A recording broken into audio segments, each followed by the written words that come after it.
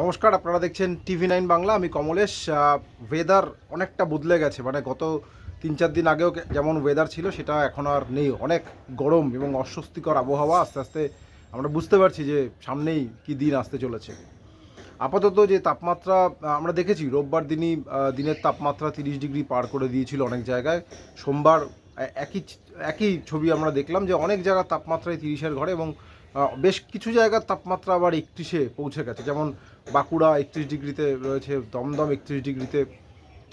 মেদিনীপুরের তাপমাত্রা বেশ খানিকটা বেশি, 32 ডিগ্রিতে মেদিনীপুরের সর্বোচ্চ তাপমাত্রা। এখনও আলিপুরের সর্বোচ্চ তাপমাত্রা 29-এর ঘরেই রয়েছে, তবে ওই সামান্য দশমিকের হেরফের। হয়তো আজকালের মধ্যেই আলিপুরের তাপমাত্রাও 30 ডিগ্রিতে পৌঁছে যাবে। এবং কেন যাবে এটা বলছি, তার কারণ সর্বনিম্ন তাপমাত্রা সেটা আবার কিন্তু এক লাফে অনেকটা বেড়ে গেল আজকে। কলকাতার সর্বনিম্ন তাপমাত্রা 24 ডিগ্রি, স্পেসিফিক্যালি বললে 23.8 ডিগ্রি সেলসিয়াস, মানে প্রায় 4 ডিগ্রি বেশি। থাকার কথা 20, হয়ে গেছে 24। এবার এই 23.8 ডিগ্রি থেকে আজকের দিনের তাপমাত্রা বাড়তে শুরু করলো। কোথায় গিয়ে থামবে সেটা বোঝাই যাচ্ছে যে অনেকটাই ওপরে উঠে যাবে। এবং জেলার দিকেও যদি দেখা যায়, বাঁকুড়া, বীরভূম সব জায়গার তাপমাত্রা 20-র কাছাকাছি পৌঁছে গেছে। মেদিনীপুরের তাপমাত্রা তো এমনিতেই, সর্বনিম্ন তাপমাত্রা এমনিতেই 20-র ওপরেই রয়েছে, আজকেও তাই। অর্থাৎ রাতের তাপমাত্রা কিন্তু আর খুব একটা নিচের দিকে নামার আশা দেখাচ্ছে না, এবং অনেকটাই বেড়ে যাওয়ার ইঙ্গিত, এবং আমরা সেটা দেখতেও পাচ্ছি যে ইঙ্গিত ছিল সেটাই হচ্ছে। রাতের তাপমাত্রা 20 ডিগ্রির ওপরে বা 20 ডিগ্রির কাছে, আর দিনের তাপমাত্রা 30-এর ওপরে, কোথাও 31, এমনকি 32 ডিগ্রি। তো এটাই হচ্ছে বর্তমান বাংলার পরিস্থিতি। এই পরিস্থিতির মধ্যে নতুন মশলা হচ্ছে বৃষ্টি। মানে এই যে রান্নাটা হচ্ছে, আমরা আস্তে আস্তে শীত থেকে গরমের দিকে এগোচ্ছি, এর মধ্যেই নতুন রান্নায় নতুন মশলা হচ্ছে বৃষ্টি। কাল থেকেই বেশ কিছু জায়গায় বৃষ্টির সম্ভাবনা রয়েছে, কারণ ওই যেটা বলছিলাম যে পশ্চিমী ঝঞ্ঝা কাশ্মীর হয়ে ঢুকেছে। প্রবল তুষারপাত হচ্ছে গোটা কাশ্মীর, হিমাচল এবং উত্তরাখণ্ড জুড়ে। মানে কাশ্মীরের কোনো কোনো জায়গাতে অলমোস্ট 24 ঘন্টায় 3 থেকে 4 ফুট বরফ পড়েছে। মানে বুঝতেই পারছেন যে কেমন তুষারপাত হচ্ছে। গুরাজ ভ্যালি, সোনমার্গ, গুলমার্গ সব জায়গাতেই টানা তুষারপাত হয়ে চলেছে।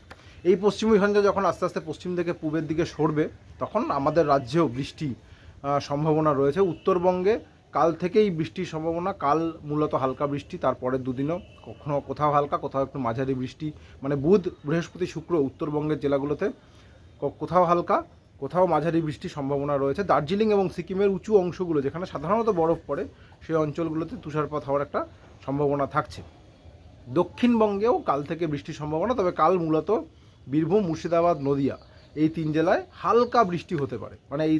এই 3 জেলায়, মানে 3 জেলা সব জায়গায় বৃষ্টি হবে এমন নয়, কিন্তু 3 জেলায় কোথাও কোথাও 1-2 জায়গায় হালকা বৃষ্টি আগামীকাল হতে পারে। বুধবার এবং বুধবারের কথা বললাম, বৃহস্পতিবার এবং শুক্রবার দক্ষিণবঙ্গের সব জেলাতেই বৃষ্টির সম্ভাবনা, মূলত হালকা বৃষ্টি, এবং বৃষ্টির সঙ্গে বজ্রপাতের আশঙ্কা রয়েছে। সেই জন্য বিশেষ সতর্কতা জারি করা হয়েছে আবহাওয়া দপ্তরের তরফ থেকে। যেহেতু বজ্রগর্ভ মেঘ সৃষ্টি হয়ে বৃষ্টিপাত হতে পারে, সেই কারণে বেশ কিছু জেলায় বৃষ্টির সময় বাজও পড়তে পারে, যেটা আমরা আগে দেখেছি। সরস্বতী পুজোর সময় বৃষ্টিতে বাজ পড়ে বাঁকুড়া এবং পূর্ব বর্ধমান 2 জেলায় 2 জনের মৃত্যু হয়েছে। খুব আনফর্চুনেট। বারবার সতর্কতা দেওয়া সত্ত্বেও মানুষ সতর্ক হচ্ছেন না, এগুলো তার নমুনা। বিশেষ করে যারা ক্ষেত মজুর, যারা দুপুরে কাজ করতে যান জমিতে, একটু আবহাওয়া পরিস্থিতি দেখে তবেই মাঠে যাবেন, বা পরিস্থিতি খারাপ হলে দয়া করে কংক্রিটের তলায় চলে আসার চেষ্টা করবেন। আমি জানি পরিস্থিতিটা সবসময় হাতের মধ্যে থাকে না, কিন্তু একটু খেয়াল রাখবেন।